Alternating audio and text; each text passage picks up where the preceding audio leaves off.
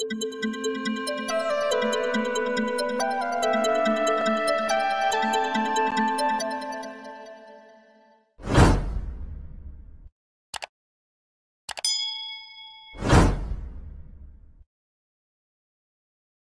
pertama kita akan belajar tentang hukum Taurat. Ya toh? Saya pikir mengenai hukum Taurat itu merupakan salah satu topik yang dominan dalam teologi Perjanjian Lama. Mengapa? Karena hukum Taurat itu ya yang dimulai dari kitab Pentateuch, kemudian kitab nabi-nabi, bahkan juga pasca pasca nabi-nabi, yaitu dalam tulisan-tulisan, tetapi juga itu menjadi satu topik di dalam Perjanjian Baru. Karena itu ini menjadi penting. Kemudian pentingnya mempelajari hukum Taurat selain itu menjadi satu topik teologi yang dominan dalam Perjanjian Lama, kita juga mempelajari itu karena topik ini mengalami misunderstanding atau pemahaman yang salah, yang kurang tepat dari banyak orang sampai akhir-akhir ini. Sehingga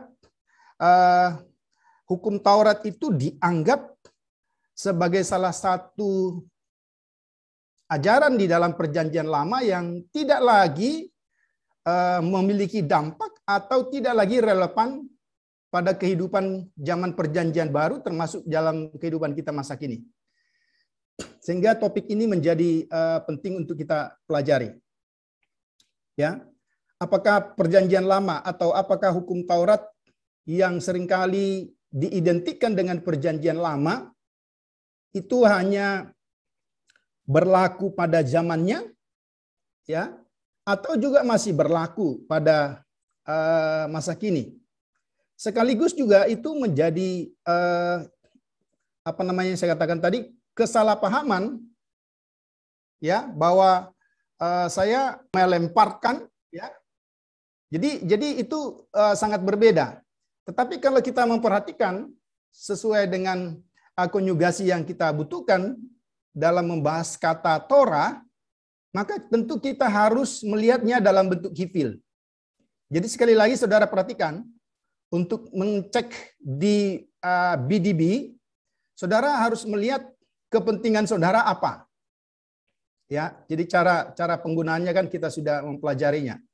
Nah, kalau dalam bentuk hifil itu berarti to direct, teach, and instruct, ya, menuntun, mengajar, atau memerintah. Itu arti kata yara atau istilah Torah. Berarti kalau kita memperhatikan dari akar kata ini kan menjelaskan kepada kita bahwa sesungguhnya hukum Taurat itu tidak hanya dibatasi pada konteks yang sempit, ya, tapi dia memiliki pengertian yang luas, ya, di mana di dalam satu konteks itu ada satu konteks pengajaran, berarti itu juga bicara tentang Torah. Nah, sehingga kalau kita memperhatikan istilah ini, maka kita bisa memahami apa sesungguhnya makna dari hukum Taurat itu. Nah, kemudian, ya, ini coba kita lihat arti kata ini dalam beberapa ayat yang sudah saudara perhatikan. Misalnya Keluaran pasal 4 ayat 12. Boleh salah seorang membaca?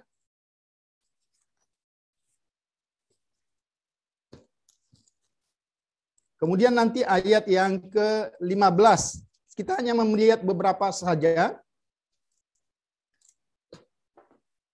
Silakan. Keluaran 4 ayat 12.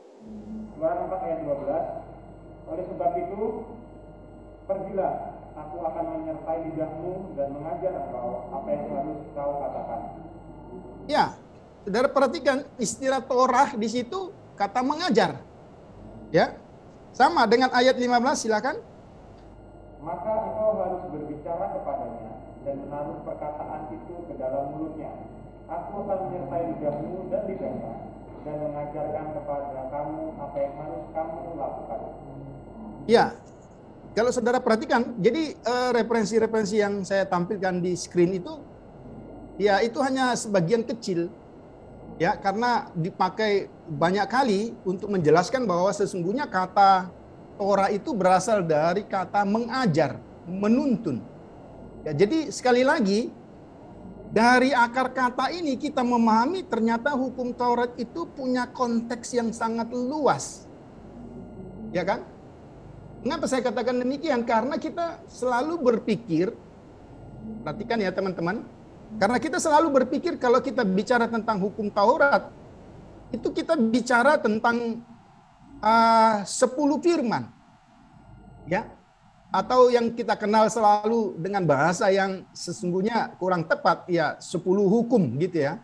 Ya sebenarnya kalau dari sisi bahasa sininya itu 10 perkataan atau 10 firman. Nah ternyata kalau kita memperhatikan di seluruh perjanjian lama, ya dari akar katanya maka sesungguhnya ini kata hukum Taurat ini kalau dilihat dari akar kata ya itu berarti sesuatu yang memiliki konteks yang luas. Kemudian, ya di dalam kitab Musa, hukum Taurat, ya pertama-tama terangkum dalam Keluaran 20. Oke, ini yang dipahami dan yang kita pahami seringkali seperti itu ya. Tetapi juga hukum-hukum yang berhubungan dengan ibadah, ya seperti halnya ketentuan kurban, peraturan hari Sabat, dan seterusnya. Jadi kalau kita melihat hukum Taurat itu seringkali dibagi menjadi 3 kategori, ya, hukum ibadah, oke, hukum moral, hukum sipil, ya kan? Sehingga disinilah seringkali muncul pertanyaan kepada kita, apakah hukum Taurat itu masih relevan kepada kita? Sekali lagi, kalau kita memperhatikan konteks hukum Taurat yang diklasifikasikan pada 3 kategori, ya. Sekali lagi hukum ibadah, ya, kemudian hukum moral, hukum sipil. Maka pertanyaannya, apakah hukum Taurat itu masih relevan? Ya, maka sesungguhnya pertanyaan ini juga harus dijawab dengan pertanyaan yang dimaksudkan dengan hukum Taurat itu pada kategori yang mana, sehingga saudara tidak terjebak dengan perdebatan yang tidak ada ujungnya kan gitu ya. Nah, ini yang kita coba mempelajari ya. Sesungguhnya hukum ini kalau dilihat dari akar katanya tadi, dia begitu luas pengertiannya. Ya, meskipun ada kategori-kategori yang sesungguhnya kategori ini adalah karya dari para teolog, khususnya teolog-teolog Reform yang mencoba mengklasifikasikan, dan saya pikir ini tidak salah. Pengklasifikasian hukum Taurat ini tujuannya adalah untuk mempermudah kita memahami dan bisa melihat sistematika dari hukum Taurat itu sendiri. Oke. Ya. Nah, kemudian pada perkembangan berikutnya, kalau saudara memperhatikan, hukum Taurat dikenal menjadi hukum yang bersifat komprehensif. Jadi, lihat, maka pertanyaan tentang hukum Taurat itu kita harus bisa pilih yang mana yang dimaksud. Ya, supaya sekali lagi, supaya kita tidak terjebak kepada bagian-bagian itu. Oke, hukum Taurat dipakai untuk menunjukkan kumpulan hukum-hukum yang berhubungan dengan hukum seremonial, ini yang saya katakan tadi, yaitu hukum-hukum yang berhubungan dengan ibadah, ya, pemberian kurban, merayakan hari-hari raya, oke. Kemudian hukum moral, termasuk di dalamnya 10 hukum, dan hukum yang berhubungan dengan kepentingan masyarakat secara umum, hukum sipil. Ya, misalnya apa itu? Hukum sipil, hubungan satu orang dengan orang lainnya, hubungan misalnya bicara tentang batas-batas tanah, ya, hubungan-hubungan masyarakat dan seterusnya. Ya, jadi sekali lagi kalau ada pertanyaan seperti itu, maka saudara harus bisa mengklasifikasi dulu, ya, supaya saudara tidak terjebak kepada apa yang dimaksud dengan hukum Taurat sesungguhnya. Oke. Kemudian kalau saudara perhatikan, ya, lihat pada bagian itu, ya, kata Torah, kalau saudara lihat tidak hanya mencakup instruksi hukum atau moral tertentu, tapi ternyata dia juga bicara tentang tinjauan historis masa lalu Israel.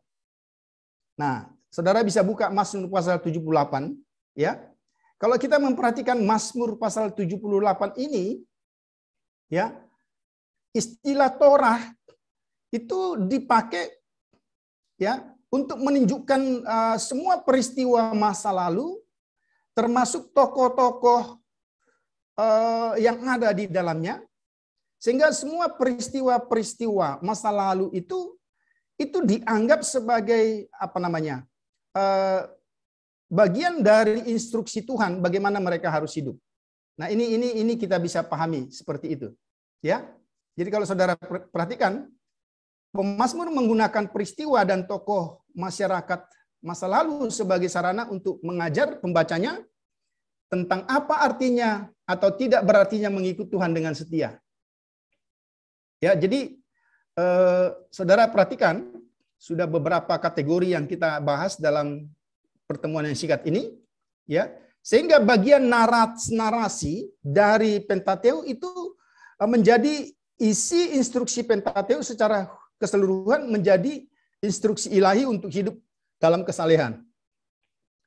Jadi sesungguhnya pertanyaannya sekali lagi ketika ditanyakan apakah hukum Taurat itu masih relevan, ya, kita harus bisa menjawab dari sisi-sisi yang kita bisa tentukan. Oke, ini yang kita perhatikan. Kalau tadi saya jelaskan ada klasifikasi, ya. Coba Yosua, Simatupang, bisa kamu ulang klasifikasi hukum Taurat yang saya maksudkan? Ini Pak, hukum seremonial atau hukum ibadah, hukum moral dan hukum sipil. Hukum apa? Hukum moral, hukum sipil, dan hukum seremonial. Oke. Bentar, kurang jelas suaranya sebentar. Ya, satu hukum seremonial atau hukum ibadah. Oke. Hukum moral, yang tiga hukum sipil. Oke, hukum sipil, ya. Nah, kemudian lebih komprehensif lagi kita tadi lihat sebenarnya bicara tentang keseluruhan Pentateuk. Jadi kalau saudara perhatikan, ya, jadi tidak terbatas pada 3 kategori itu, tapi keseluruhan dari Pentateuk, ya. Kemudian ada salah satu contoh, ya, Mazmur pasal 78 tadi kalau saudara memperhatikan. Mazmur pasal 78 tadi menjelaskan bahwa sebenarnya hukum Taurat itu juga bicara tentang peristiwa-peristiwa masa lalu atau instruksi Tuhan pada masa lalu, ya, yang kemudian kalau saudara perhatikan di dalam Mazmur pasal 78 itu bicara tentang hukum Taurat juga. Ya, jadi coba lihat, saya kasih tunjuk lagi. Jadi ini ada, nanti kita lihat eksposisi singkat dari ayat ini, ya. Ini juga menjadi bagian narasi dari Pentateuk. Dengan demikian Pentateuk secara keseluruhan termasuk, ya, orang-orang dan peristiwa-peristiwa yang dicatat di dalamnya. Oke, jadi peristiwa dan orang-orang yang dicatat dalam Pentateuk, ya. Kemudian bagaimana apa yang dilakukan Tuhan pada mereka itu juga menjadi cerminan apa yang terjadi pada masa kini, ya. Oke, kalau saudara memperhatikan, kemudian lihat, ya, ini ada sedikit kita perhatikan kelanjutan dari bagian itu. Nah, ini dia. Peristiwa masa lalu dipandang sebagai contoh perbuatan Tuhan yang agung. Itu masuk dalam kategori hukum Taurat. perbuatan yang dapat terjadi kapan saja dan yang membawa ajaran yang jelas tentang sifat Tuhan, ya, yang berurusan dengan umatnya. Oke, penggunaan, jadi saudara perhatikan, penggunaan secara didaktik atau pengajaran dari peristiwa Pentateuk ini juga terlihat juga dalam kitab-kitab selanjutnya, khususnya kitab Nabi Yesaya. Ya, dia bicara tentang New Exodus misalnya, ya, keluaran baru. Sehingga kita bisa melihat sekali lagi peristiwa pada masa lalu dan apa yang terjadi di dalamnya serta tokoh-tokoh itu menjadi rangkuman instruksi ilahi yang masuk dalam kategori pengajaran. Oke, perhatikan ini. Ini salah sedikit eksposisi ya. Saudara perhatikan ya dalam ayat 1. Coba kita perhatikan Mazmur pasal 78 itu.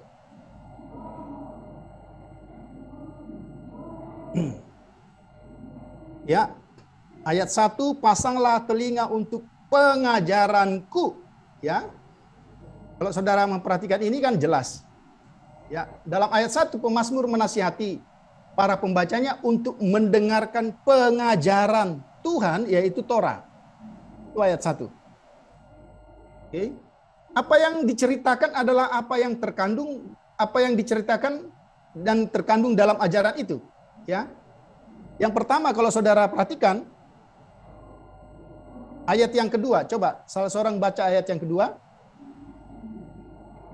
Aku mau membuka mulut mengatakan amsal, aku mau mengucapkan teka-teki dari zaman purbakala. Oke, saudara perhatikan, dia bicara tentang hal-hal yang pada zaman purbakala, ya. Jadi apa yang telah dijelaskan diturunkan pada masa lalu, ya, dari generasi itu terus diturunkan, dijelaskan. Nah, ini satu hal yang seringkali lupa dipahami, bahwa peristiwa-peristiwa di mana Tuhan mengajar, ya, melalui peristiwa-peristiwa dan tokoh-tokoh itu termasuk pada satu kategori hukum Taurat. Nah, kalau saudara memperhatikan, ada kesejajaran antara Torah dalam ayat 1b, dalam ayat 1b itu, coba saudara perhatikan ya. Aku mau membuka mulut, oke, ayat 2, mengatakan amsal, aku mau mengucapkan teka-teki dari zaman purbakala. Ya, di sana ada istilah amsal atau masal atau peribahasa. Ya, yang kemudian ke ayat 3 dan seterusnya, bagaimana pengajaran itu yang paralel dengan peribahasa itu sampai ke generasi selanjutnya. Ya, ada satu kata benda yang saudara sudah pasti tahu. Itu istilah ya, peh, ya. Tapi karena ini orang pertama menjadi pi, ya, mulutku. Nah, sehingga seluruh sejarah Israel itu berfungsi sebagai peribahasa yang membutuhkan interpretasi. Secara khusus, isi pengajaran Mazmur adalah menceritakan kembali perbuatan Tuhan dan semua keajaiban yang terjadi pada generasi selanjutnya. Nah, dengan demikian teman-teman, kita bisa mengerti bahwa kalau ditanya apakah hukum Taurat itu masih relevan dari semua pengertian ini, maka kita akan segera bisa menjawab di mananya yang tidak relevan. Uang pengajaran dan semua peristiwa-peristiwa pada masa lalu itu kan diteruskan kepada kita hari ini. Ya, itu dijembatankan kepada kita. Sehingga saya pikir sangat terlalu naif dan terlalu terburu-buru banyak orang yang berkata hukum Taurat itu tidak relevan lagi bagi kita masa kini. Kalau kita lihat step by step dari penjelasan saya di awal sampai pada Mazmur 78 ini, maka sangat jelas. Ya, kita bisa memperhatikan itu. Oke. Selanjutnya kita lihat satu bagian lagi. Oke. Nah, tujuannya menceritakan perbuatan-perbuatan besar itu adalah agar generasi berikutnya tetap setia kepada Tuhan dan tidak memberontak seperti nenek moyang mereka. Itu bisa kita perhatikan dari ayat 5 sampai dengan ayat yang ke-9. Nah, pertanyaannya, apa perbuatan-perbuatan itu? Apa perbuatan-perbuatan Tuhan itu? Ya. Jadi sekali lagi ada istilah retelling, ya, Jadi menceritakan ulang apa yang terjadi. Nah, ketika ada istilah menceritakan ulang semua perbuatan-perbuatan Allah itu, ya, itulah sebenarnya esensi atau substansi dari hukum Taurat itu. Dia mengajarkan ulang, gitu ya. Nah, yang di perbuatan yang diceritakan itu apa? Ya, wah jelas di situ ya. Kalau saudara memperhatikan ini ayat ini memang sangat panjang ya. Kalau saudara perhatikan ayat 9 sampai ayat yang ke-55, perbuatan-perbuatan Tuhan, ya, mulai dari mereka dibebaskan dari Mesir, pengembaraan di padang gurun, dan masuknya mereka ke tanah Kanaan. Saudara perhatikan ini, ya. Jadi semua terekam dengan baik. Maka ini juga bisa menjadi satu pembuktian bahwa perjanjian lama itu memiliki memiliki dokumentasi yang sangat akurat karena selalu diceritakan ulang dari satu generasi ke generasi lainnya. Oke. Kemudian dia juga melanjutkan dengan apa perbuatan Tuhan yang selanjutnya itu. Kemudian dilanjutkan dengan apa yang dilakukan oleh Israel, yaitu pemberontakan dan dosa mereka, sampai mereka memasuki tanah perjanjian itu pun, itu mereka masih tetap melakukan perbuatan-perbuatan pemberontakan kepada Tuhan.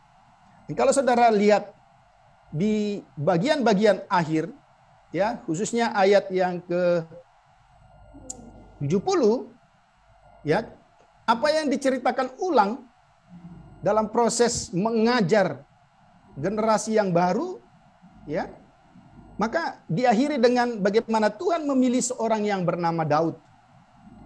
Nah, ini saudara bisa lihat di sini secara sederhana, ya, anak tangga pemahaman kita terhadap hukum Taurat itu dari kategori-kategori yang sempit, tetapi juga dalam rentetan-rentetan sejarah yang berjalan. Nah, dengan demikian maka saya pikir tidak ada alasan untuk kita berkata bahwa hukum Taurat itu tidak relevan. Nah, dalam perjanjian baru istilah hukum Taurat, nomos, dipakai untuk menunjukkan keseluruhan kitab Pentateuk. Coba kita baca apa yang dikatakan Lukas 24 ayat 44. Silakan salah seorang boleh membaca Lukas 24. Dia berkata kepada mereka, inilah perkataanku yang telah dikatakan kepadamu ketika aku masih bersama-sama dengan kamu, yakni bahwa harus digenapi semua ada tertulis tentang aku dalam kitab Taurat Musa dan kitab Nabi-Nabi dan kitab Mazmur. Iya, jadi kitab Taurat atau hukum Taurat dalam konteks Lukas ini atau perjanjian baru itu bicara hampir sama ya dengan apa yang dijelaskan oleh Mazmur 78. Tapi Mazmur 78 kalau kita lihat eksposisi singkatnya tadi menjelaskan secara detail apa saja yang bicara tentang hukum Taurat. Ternyata semua peristiwa-peristiwa masa lalu. Dia tidak katakan peristiwa-peristiwa masa lalu itu baru terjadi pada konteks tertentu, tapi dari cerita masa lalu itu kita tahu, oh itu rangkuman. Ya. Jadi semua instruksi Tuhan pada masa lalu itu yang bicara di dalam Pentateuk itu masuk dalam kategori hukum Taurat. Nah, dalam pandangan yang hampir sama, PB juga melihat hukum Taurat ya keseluruhan kitab Pentateuk. Ya. Nah, bahkan lebih jauh lagi. Jadi kan saudara harus bisa melihat ya, memilah. Jadi hukum Taurat itu dalam konteks yang mana yang dimaksud. Lebih jauh lagi kalau saudara perhatikan, dalam perjanjian baru, hukum Taurat itu bisa dipahami itu bicara tentang seluruh perjanjian lama. Nah, itu dia. Ya. Bisa saudara lihat ayat-ayat itu. Jadi kita bisa lihat mulai dari kategori-kategori yang terbatas, dan terus sampai pada paparan sejarah, sampai kepada seluruh perjanjian lama. Itulah arti dari hukum Taurat kalau kita lihat dalam sejarah perjanjian lama itu sendiri. Ya. Nah, sekarang kita lihat bagian yang berikutnya. asal-usul hukum Taurat. Kalau saudara perhatikan, asal-usul hukum Taurat tidak dapat dipisahkan dengan pemilihan Allah atas bangsa Israel. Oke? Nah, sebenarnya kalau kita mau kaitkan juga, ya, saudara perhatikan, mungkin agak sedikit agak sedikit terdengar ya. Sebenarnya tabernakel yang menjadi pokok percakapan atau pembicaraan dalam denominasi kita sebenarnya tidak bisa dilepaskan dari situ. Ya, jadi saudara perhatikan, mengapa ada tabernakel? Mengapa ada hukum Taurat? Ya. Hukum Taurat itu dan tabernakel itu tidak pernah diperuntukkan kepada bangsa-bangsa. Perhatikan. Jadi kalau demikian hukum Taurat, ya kenapa saya kaitkan? Karena agak sedikit saya mendengarnya gitu loh. Saya agak sedikit mendengar. Saya nggak tahu saudara mendengar banyak atau saya mungkin kurang mendengar. Ya, kenapa tabernakel agak kurang dikaitkan dengan ini gitu ya? Ya, saudara-saudara bisa berpikir. Saudara lihat, justru ya hukum Taurat itu diberikan setelah ada janji, ya, setelah ada pemilihan pada satu umat yang tertentu. Tabernakel itu didirikan karena Tuhan sudah berjanji dan menentukan satu bangsa. Ya. Jadi hukum Taurat itu adalah hukum yang spesifik. Tabernakel itu juga adalah tempat yang spesifik. Tidak pernah diperuntukkan untuk semua bangsa. Saudara perhatikan itu? Ya, mengapa saya katakan agak sedikit saya mendengar ya, saudara? Silakan, boleh kasih masukan ke saya. Ya. Jadi dimulai dari janji. Ya. Bahkan sebelum umat itu ditetapkan, kalau kita memperhatikan pada Keluaran pasal 19. Oke. Itu sudah ditetapkan jauh-jauh hari. Jadi kalau kita mau memberi gambaran, ya sebenarnya anak itu atau bangsa itu sudah dikandung ratusan tahun sebelumnya. Di mana dia dikandung? Dimulai pada janji Allah kepada Abraham. Oke. Jadi embrionya sudah ada ditanam di sana. Oke. Tapi kemudian baru meletus, baru dilahirkan. Ketika bangsa itu sudah dibebaskan dan dinyatakan engkaulah umat pilihanku, aku menjadi Allahmu. Perhatikan. Ya. Saudara-saudara perhatikan itu. Jadi hukum Taurat tidak bisa. Asal hukum Taurat itu tidak bisa dilepaskan dari perjanjian kita dengan Tuhan. Nah ini dia. Pemilihan Allah pertama-tama dinyatakan secara jelas dalam perjanjian lama dengan Abraham. Maka dengan demikian sebenarnya kita tidak boleh mengkotak-kotakkan hukum Taurat hanya pada konteks 10 firman tadi. Ya. Karena hukum itu sudah diberikan jauh sebelumnya. Di mana dimulai dengan janji kepada seorang patriark yang bernama Abram. Ya, itu jelas. Oke. Dengan demikian, apa yang bisa kita katakan? Ya, saudara perhatikan itu ya. Hukum Taurat dimulai dengan perjanjian Allah dengan Abraham. Ya, ini yang bisa kita pahami.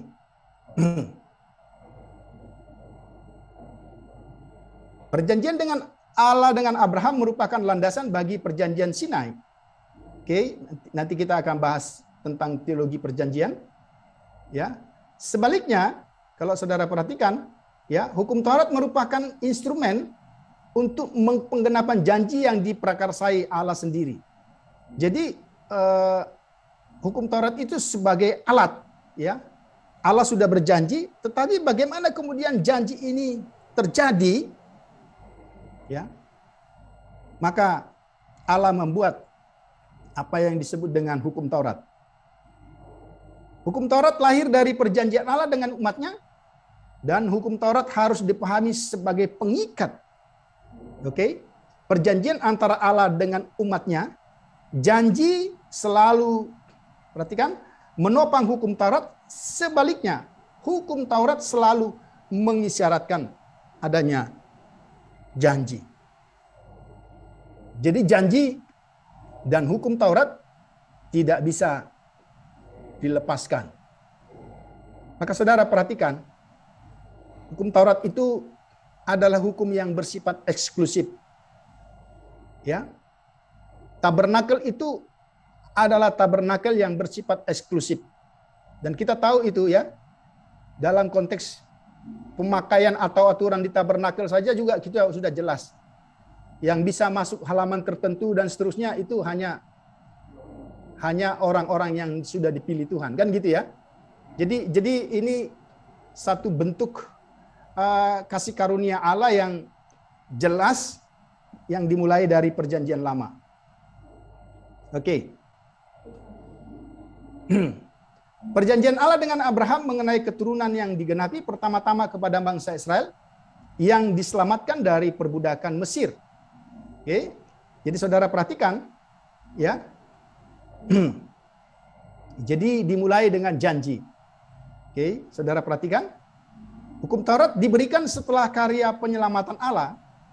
Nah, ini prinsip yang harus kita pegang teguh supaya kita tidak diselewengkan oleh pemahaman bahwa kita melakukan hukum Taurat supaya kita diselamatkan.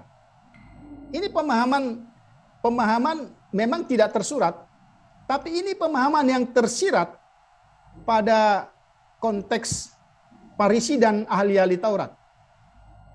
Ya. Jadi mereka melakukan hukum Taurat itu supaya mereka berkenan kepada Tuhan. Ya toh? Maka harus dilakukan selahiriah mungkin. Harus sedetail mungkin. Kira-kira seperti itu. Saudara saudara bisa perhatikan, misalnya dalam konteks bagaimana kita berdiskusi tentang tabernakel. Ada orang-orang tertentu, kelompok-kelompok tertentu yang kalau jumlah tiangnya itu, talinya itu beda dan seterusnya itu akan memperuncing perdebatan yang tidak ada putusnya. Tapi apakah itu esensinya? Gitu? Apakah tabernakel esensinya pada noun, kata bendanya, atau pada kata verb-nya, kata kerjanya? Saudara perhatikan itu ya. Nah, saudara perhatikan. Jadi hukum Taurat itu sebenarnya sarana, ya, sarana dalam konteks seorang yang sudah diselamatkan, bukan sarana untuk memperoleh keselamatan. Maka kalau ini dipahami sesungguhnya mulai dari Perjanjian Lama, maka hukum Taurat tidak hanya dipahami atau diaplikasikan secara literal saja. Ya. Seperti yang Tuhan Yesus katakan, kasihilah Tuhan Allahmu dengan segenap hatimu dan seterusnya. Kasihilah. Disitulah sebenarnya inti dari hukum Taurat. Jadi ada, saudara perhatikan ya, ada keterikatan saya sebagai partisipan yang berada di bawah hukum Taurat itu, ada keterikatan saya dengan si pemberi. Saya tidak terikat pada hukumnya, tapi saya terikat kepada si pemberinya. Ini perbedaan pemahaman yang bersifat legalisme dengan perbedaan yang sebenarnya yang Yesus ajarkan. Sebenarnya kita harus mengamalkan atau mengaplikasikan hukum Taurat itu ya betul-betul memang harus kelihatan lahiriahnya, iya satu. Tapi kemudian juga bersifat batinia. Itu yang Tuhan Yesus katakan. Maka kita sudah membahas beberapa waktu yang lalu ketika kita membahas Matius pasal 5 tentang kamu telah mendengar firman, aku berkata kepadamu. Ya, di sana Tuhan Yesus mencoba membuat revisi penafsiran orang Farisi ahli Taurat tentang hukum Taurat. Nah, ini yang bisa kita pahami. Oke? Ya. Nah, secara geografis, Sinai merupakan tempat lahirnya hukum Taurat bagi bangsa Israel. Ya. Secara kontekstual, hukum Taurat itu merupakan instrumen yang diberikan melalui Musa. Ya, jadi nggak apa-apa Tapi kalau kita mau memahami arti dari hukum Taurat itu sebenarnya jauh dari, ya itu yang saya katakan tadi. Kalaupun terbalik saudara bisa perbaiki. Ini loh de jure-nya, ini de facto-nya. Jadi de facto itu sudah ada, ya. Kemudian ini loh apa hukumnya secara de jure-nya, kira-kira gitu ya. Nah, dengan demikian maka kita bisa melakukan hukum Taurat bukan sebagai sarana untuk memperoleh akses ke perjanjian itu.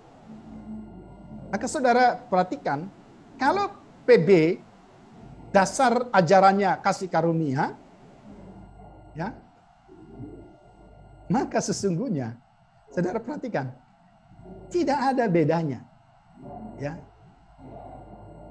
Jadi tidak pernah dimulai dari tindakan manusia. Saudara bisa memperhatikan semua kisah-kisah patriark dan juga kisah bangsa itu. Ya. Sesudah ada janji pembebasan, ya, kemudian diberikan ketetapan. Jadi bukan akses untuk memperoleh perjanjian karena mereka sudah berada dalam konteks itu. Sebaliknya, hukum Taurat itu, ya, saudara perhatikan ya, merupakan ekspresi dari fakta bahwa orang-orang Yahudi menjadi anggota umat perjanjian Allah. Dan selama hidup mereka menjalankan kewajiban-kewajiban perjanjian itu. Nah, teman-teman, ini yang suka terbolak-balik. Jadi sebenarnya kalau kita urai seperti tadi dan kita memahaminya, maka tidak ada yang sulit di situ. Ya. Cuma sekali lagi, kalau saudara perhatikan, inilah konteks agama-agama di sekitar kita.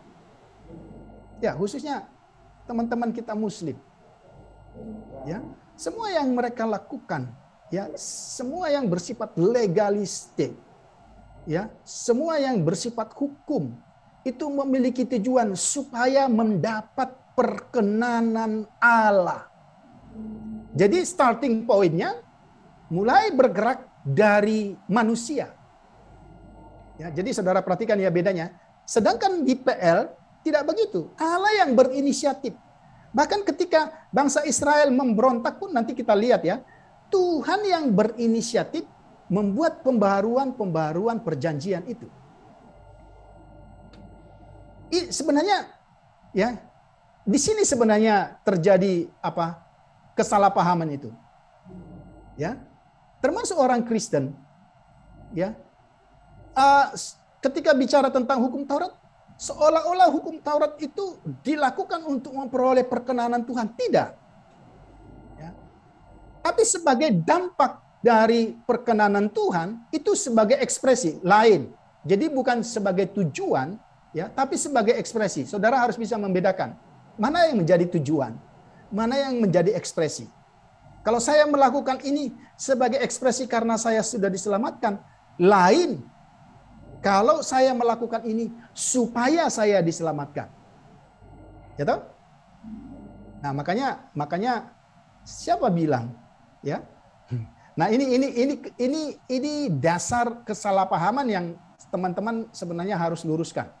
Ya, jadi kita bisa mengoreksi pemahaman-pemahaman ini. Ya. Nah, hukum Taurat sebagai pedoman bagi perjalanan bangsa Israel menuju tanah perjanjian. Tapi juga sebagai pedoman bagi seluruh kehidupan, ya.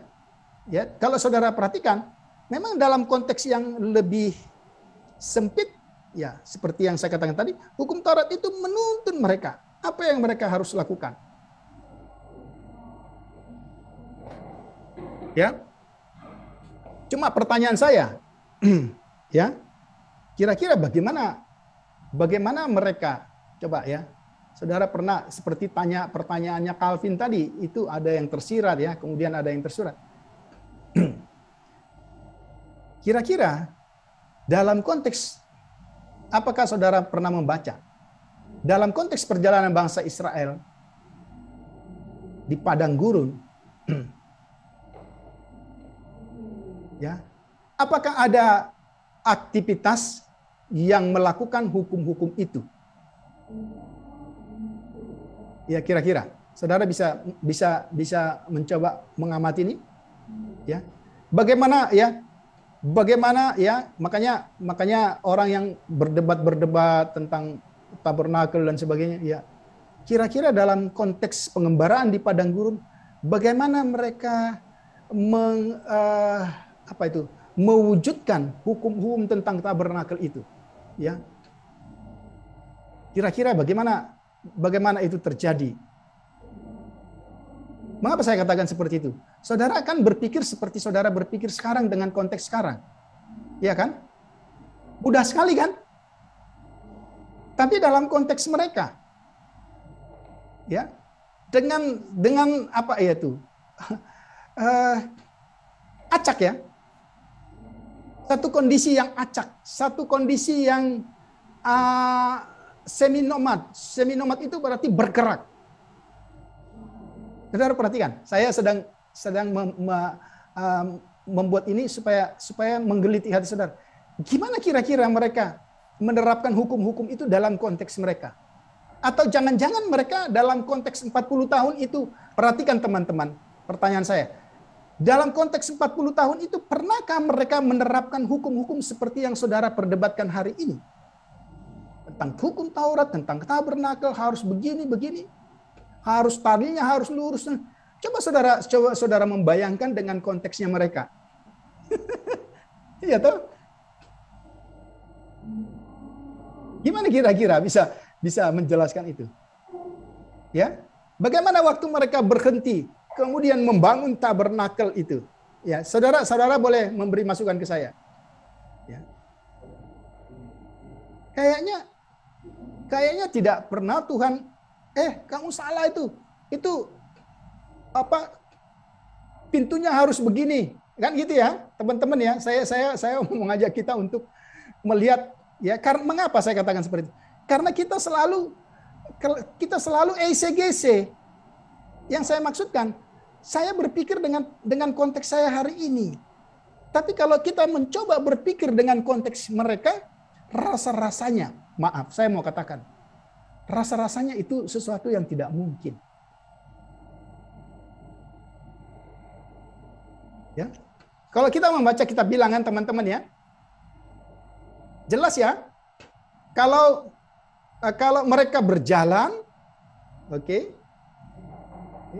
yang ada di depan siapa? Tapi kalau mereka berkemah, posisinya di mana itu? Tabut Tuhan itu, ya, kemah itu di mana? Kemahnya Tuhan itu di mana? Oke, saudara bisa perhatikan itu ya. Jadi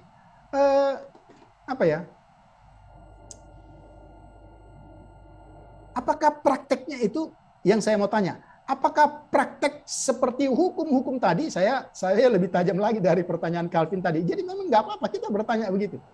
Apakah praktek-praktek yang kita baca hari ini dalam Taurat itu bisa terjadi nggak pada konteks pengembaraan 40 tahun?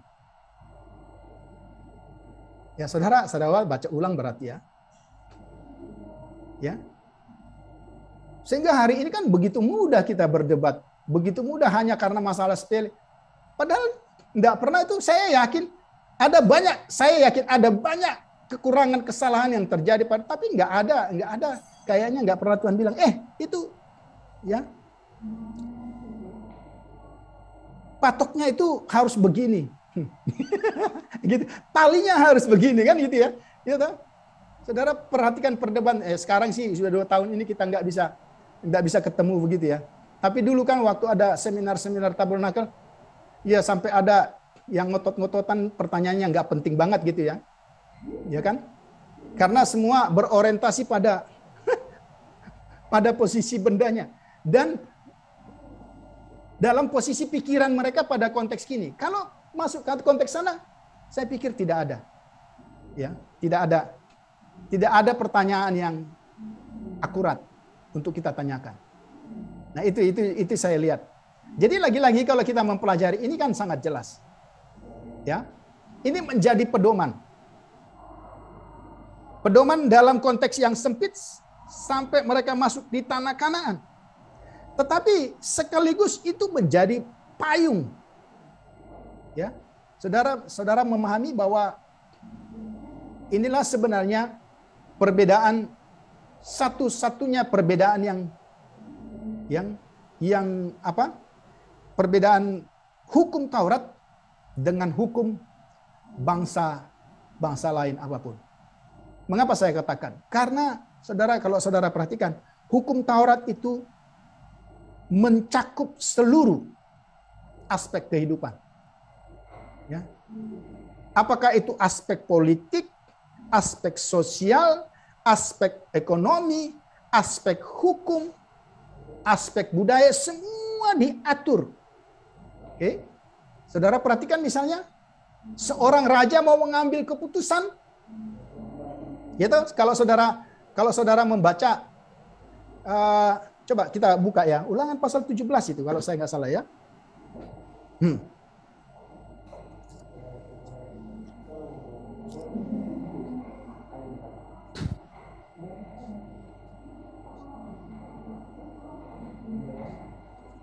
Ya toh? Kalau saudara membaca Ulangan pasal 17,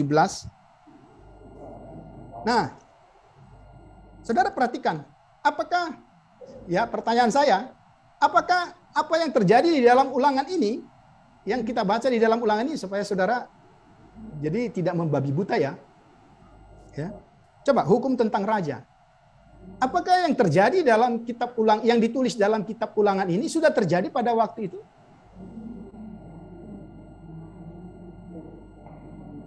Coba lihat. Hukum tentang raja.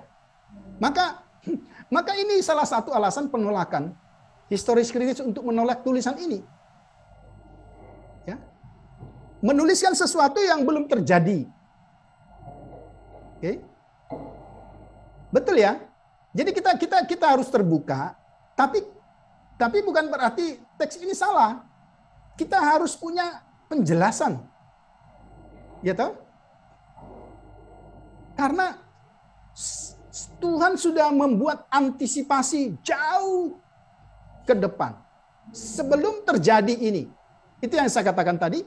Jadi kalau teman-teman kalau membaca Pentateuk kemudian mengangkat kitab ini, oke, perhatikan.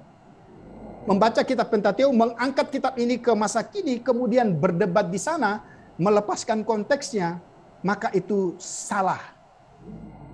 Pertanyaan saya, coba, ini berkenan dengan bahwa seluruh aspek kehidupan, ya, itu diatur oleh hukum Taurat. Jadi bukan hanya mereka memang dikatakan sampai masuk tanah Kanaan, tetapi kemudian seluruh aspek kehidupan mereka. Nah, salah satu contoh yang saya mau gambarkan, ya, bagaimana seorang raja dipilih, bagaimana kriteria seorang raja memerintah. Kalau saudara perhatikan di dalam pasal 17 ayat 14 dan seterusnya itu, saudara lihat, paling tidak, ya, yang pertama, kalau saudara perhatikan posisi raja, saudara baca ya. Jadi misalnya kalau saya duduk di kursi ini, saudara perhatikan kursi saya ini, ya, di sebelah saya ini harus ada tabut, ya. Di dalam tabut itu ada salinan 10 firman tadi. Diperhatikan. Nah, tiap pagi seorang raja, saya bahasakan sekarang, akan menyuruh seorang imam, ya, untuk membacakan, tapi saudara perhatikan, yang dibaca bukan yang ada dalam tabut, tapi salinan. Ya. Artinya apa? Hari itu dimulai, ya, dengan landasan hukum Taurat. Perhatikan. Itu yang pertama. Jadi seorang raja memimpin, ya, menguasai satu bangsa dengan berlandaskan hukum Taurat. Ya. Kemudian kalau saudara perhatikan, ya, hukum-hukum yang lain itu bicara tentang, ya, hukum moral, hukum sipil juga. Ya, tidak boleh memiliki kuda yang banyak, kan gitu ya. Tidak boleh memiliki istri yang banyak. Tidak boleh memiliki perak. Mengapa? Karena ternyata, nah, saudara, pertanyaan saya lagi, apakah ini sudah terjadi dalam kitab Ulangan? Pasti belum. Jadi saudara jangan membabi buta. Itu pasti belum. Karena waktu itu belum ada raja, bukan? Tapi tentu ini dituliskan, ya. Mengapa dituliskan di sini? Karena saudara lihat konteks kitab Ulangan. Sebentar lagi mereka akan memasuki dunia yang baru. Dunia di mana satu kehidupan yang permanen. Satu kehidupan yang membutuhkan seorang pemimpin. Satu kehidupan yang memiliki tatanan yang baru. Maka sebelum engkau masuk, engkau harus saya persiapkan. Ya, ya coba. Kemudian misalnya contoh lagi supaya kita bisa memahami ya. Misalnya Ulangan pasal yang ke-6 itu.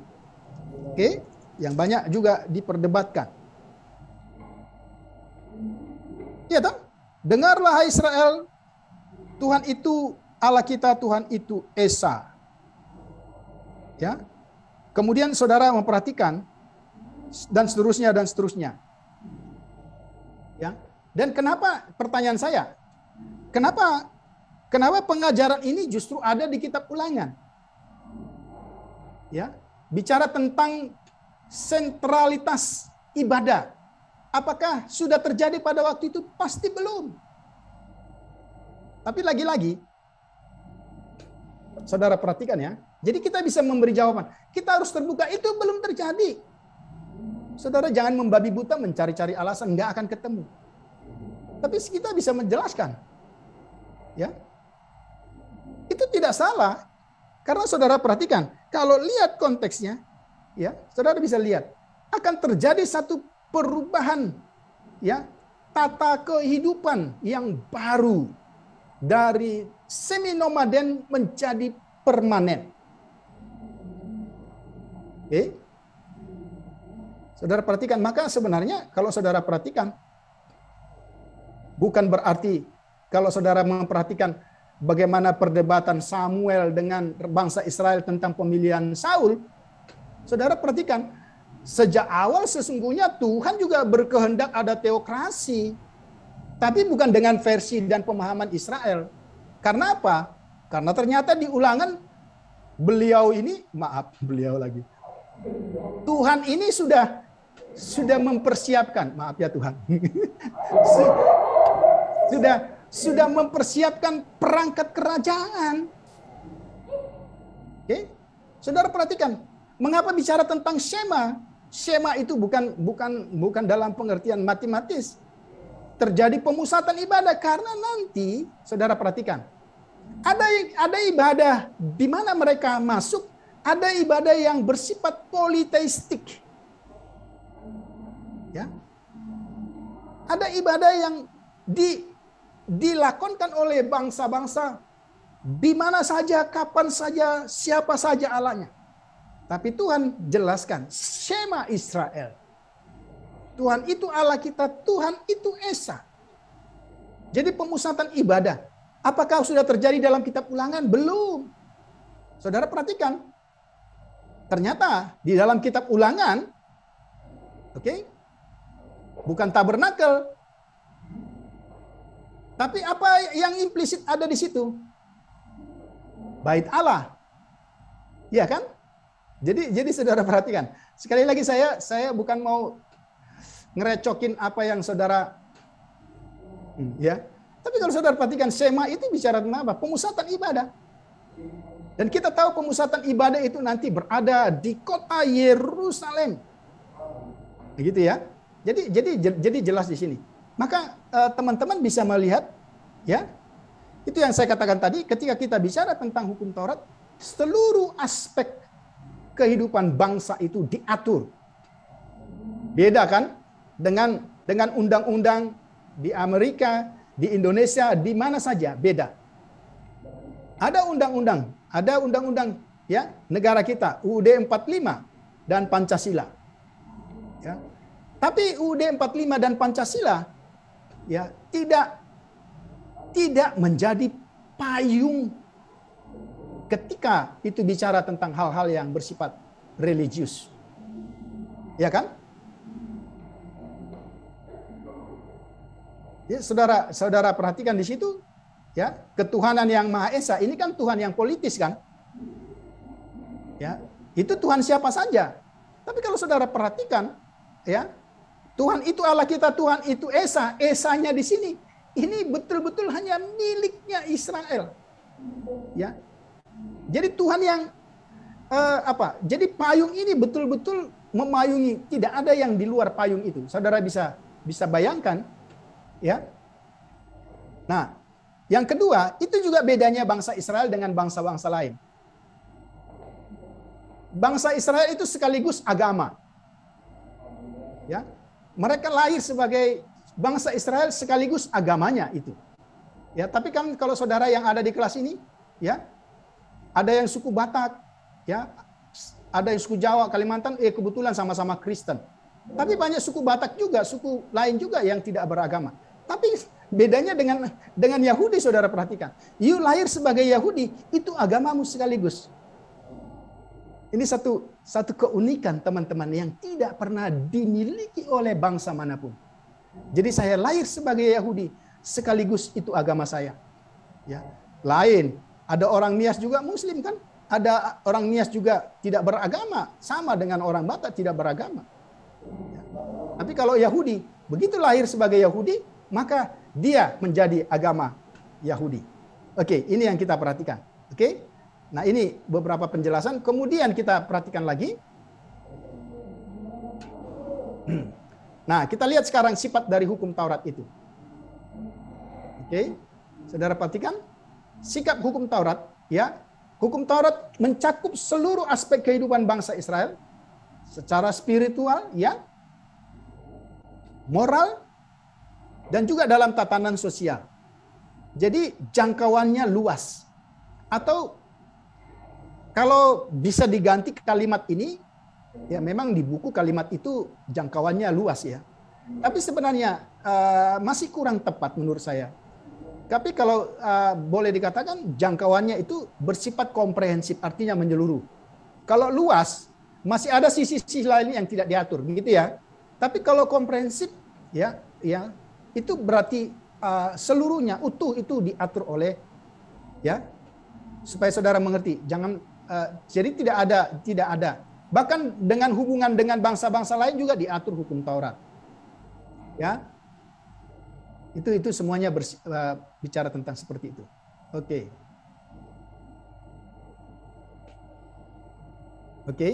ada penjelasannya ya. Jadi luas di situ bukan berarti ada sisi-sisi lain ya.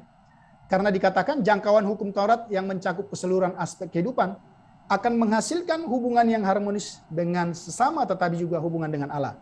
Oke. Jangkauan hukum Taurat yang luas juga menjelaskan tentang eksistensi hukum Taurat yang tidak pernah berubah dalam sejarah kehidupan bangsa Israel, ya. Hanya memang dalam perjalanan sejarah itu, ya, arti hukum Taurat itu sesungguhnya tidak pernah berubah sama dengan kita hari ini. Tapi kondisi, konteks, jadi saudara perhatikan, pada waktu itu teologi kontemporer itu juga sudah ada, ya. Karena konteks-konteks tertentu, pemahaman, pemaknaan terhadap hukum Taurat itu bisa berubah. Ya toh? Apalagi nanti ketika kita perhatikan seperti yang pernah saya sudah jelaskan, kita perhatikan perdebatan-perdebatan dalam konteks Yesus maupun Rasul Paulus. Ternyata, di satu sisi jelas hukum Taurat itu tidak pernah berubah artinya. Tapi dalam konteks-konteks tertentu, saya kasih satu konteks misalnya. Dalam 400 tahun ya, ada masa kesunyian itu. Ya, masa intertestament. Di situ kan banyak pergolakan yang tidak dicatat di dalam Alkitab. Ya, banyak patriot yang muncul, patriot kontekstual, ya. Banyak kisah-kisah perjuangan, banyak penjajahan dan seterusnya. Maka di dalam konteks intertestament itu paling tidak muncul dua pemahaman yang berbeda terhadap hukum Taurat. Mengapa? Karena tuntutan konteks. Ya, tuntutan konteksnya bagaimana? Ada yang merasa kalau saya nggak melonggarkan sedikit hukum Taurat, tidak kompromi, maka saya tidak aman. Ya, maka terjadi pelonggaran terhadap makna-makna hukum Taurat. Tapi ada yang betul-betul ngotot. Kalau saya tidak melawan penjajah dengan semua ideologinya, dengan hukum Taurat yang ketat, maka saya juga tidak aman. Nah, maka saudara perhatikan antara Farisi, perhatikan ya. Ini salah satu contoh yang konkret. Kalau saudara perhatikan antara Farisi, ahli Taurat, ini satu kelompok, dengan Saduki kelompok yang kedua, ini memiliki pemahaman yang berbeda terhadap hukum Taurat. Hasilnya dari mana? Hasil dari konteks. Jadi kalau saudara perhatikan, berteologi dari konteks, yang sebenarnya bagian dari teologi kontemporer, sudah terjadi di situ. Gitu? Maka saudara perhatikan, kan tidak ada. Kalau saudara perhatikan, kelihatannya itu di PL tidak ada perdebatan itu. Di mana adanya? Di masa 400 tahun yang memang tidak secara eksplisit dicatat. Ya. Nah, maka muncullah dia menjadi dua. Ya. Nah, tapi saudara perhatikan, ketika mereka berhadapan dengan Yesus, meskipun paham mereka tentang hukum Taurat berbeda, karena kepentingannya sama kan dengan unsur-unsur politik ya. Karena kepentingannya sama, mereka mengorbankan idealismenya, mereka bersatu. Melawan siapa? Melawan Yesus, melawan Rasul Paulus dan seterusnya. Nah, itu kita perhatikan. Oke, saya pikir saya sampai di sini dulu.